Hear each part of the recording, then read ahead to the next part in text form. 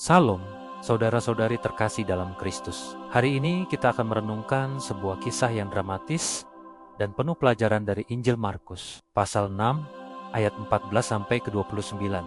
Ini adalah kisah tragis tentang Yohanes Pembaptis dan Raja Herodes Antipus. Mari kita selami bersama dan temukan pesan Tuhan bagi kita hari ini. Kisah ini dimulai dengan nama Yesus yang semakin terkenal. Kabar tentang mukjizat dan pengajarannya menyebar kemana-mana, bahkan sampai ke telinga Raja Herodes. Ketika Herodes mendengar tentang Yesus, ia langsung berpikir, ini pasti Yohanes yang telah kubangkitkan dari antara orang mati.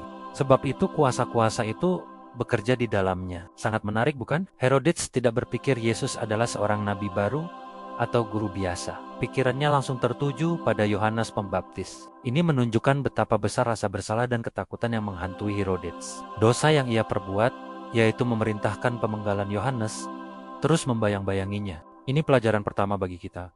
Dosa yang tidak diselesaikan akan selalu menciptakan ketakutan dan kegelisahan dalam hati kita. Rasa bersalah adalah alarm jiwa yang mengingatkan kita untuk bertobat dan kembali kepada Tuhan.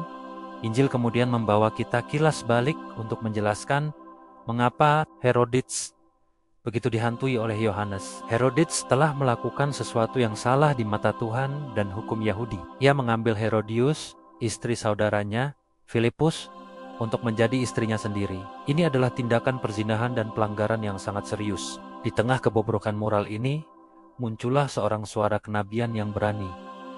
Yohanes Pembaptis. Yohanes tidak takut untuk menegur sang penguasa. Ia datang kepada Herodes dan berkata dengan tegas, "Tidak halal engkau mengambil istri saudaramu." Bayangkan, keberanian Yohanes. Ia tidak mencari muka, tidak kompromi dengan dosa demi keamanan pribadinya. Ia berdiri teguh pada kebenaran, meskipun risikonya sangat besar. Inilah teladan luar biasa bagi kita sebagai orang percaya. Di dunia yang seringkali abu-abu dan penuh kompromi, kita dipanggil untuk menjadi suara kebenaran. Bukan dengan cara menghakimi, tetapi dengan kasih dan ketegasan. Menyampaikan apa yang benar di mata Tuhan. Apakah kita berani menyuarakan kebenaran di tempat kerja, di lingkungan kita, atau bahkan di dalam keluarga kita ketika kita melihat ketidakadilan atau dosa? Reaksi Herodes terhadap teguran Yohanes sangat kompleks. Di satu sisi, ia menyuruh orang menangkap dan memenjarakan Yohanes karena desakan Herodius yang sangat membenci Yohanes. Herodius ingin Yohanes mati. Namun di sisi lain, Markus mencatat bahwa Herodes segan dan takut kepada Yohanes karena ia tahu Yohanes adalah orang yang benar dan suci. Herodes bahkan suka mendengarkan Yohanes, meskipun setelah mendengarnya, hatinya menjadi sangat bimbang. Ini adalah gambaran yang sangat jelas tentang konflik batin. Hati Herodes terbelah. Satu bagian dari dirinya mengakui kebenaran kata-kata Yohanes, tetapi bagian lain dari dirinya terikat pada dosa dan tekanan dari orang lain, yaitu Herodius. Ia berada di persimpangan jalan antara terang dan gelap, antara pertobatan dan kenikmatan duniawi. Sayangnya, kita tahu jalan mana yang akhirnya ia pilih. Berapa banyak dari kita yang pernah atau sedang berada di posisi Herodes? Kita tahu apa yang benar, kita mendengar firman Tuhan, mungkin kita merasa tersentuh atau bahkan tertegur, tetapi kita tidak mengambil langkah konkret untuk berubah. Kita tetap bimbang, terombang-ambing antara keinginan untuk menyenangkan Tuhan dan keinginan untuk mempertahankan gaya hidup kita yang nyaman namun berdosa. Renungan ini mengajak kita untuk tidak menjadi seperti Herodes. Jangan biarkan hati kita menjadi keras. Ketika Tuhan berbicara, dengarkan dan taati. Puncak tragedi terjadi pada hari ulang tahun Herodes. Ia mengadakan pesta besar untuk para pembesar, perwira, dan orang-orang terkemuka di Galilea. Suasananya pasti sangat meriah dan penuh dengan kemewahan. Di tengah pesta itu, anak perempuan Herodius, yang tradisi menyebutnya Salome, masuk dan menari. Tarian itu begitu memukau Herodes dan para tamunya, sehingga dalam euforia dan mungkin di bawah pengaruh anggur, Herodes membuat janji yang gegabah di hadapan semua orang. Ia berkata kepada gadis itu, "Minta daripadaku apa saja yang kau ingini, maka akan kuberikan kepadamu." Bahkan ia bersumpah, "Apapun yang kau minta, akan kuberikan kepadamu, sekalipun setengah dari kerajaanku." Ini adalah janji yang luar biasa bodoh dan impulsif. Herodes lebih mementingkan citra dirinya di depan tamu-tamunya daripada hikmat dan kebenaran. Ia terjebak oleh harga dirinya sendiri. Gadis itu kemudian berlari kepada ibunya, Herodius, dan bertanya, "Apa yang harus kuminta?" Dan disinilah kita melihat hati Herodius yang penuh dengan dendam. Tanpa ragu, ia menjawab, "Kepala Yohanes Pembaptis."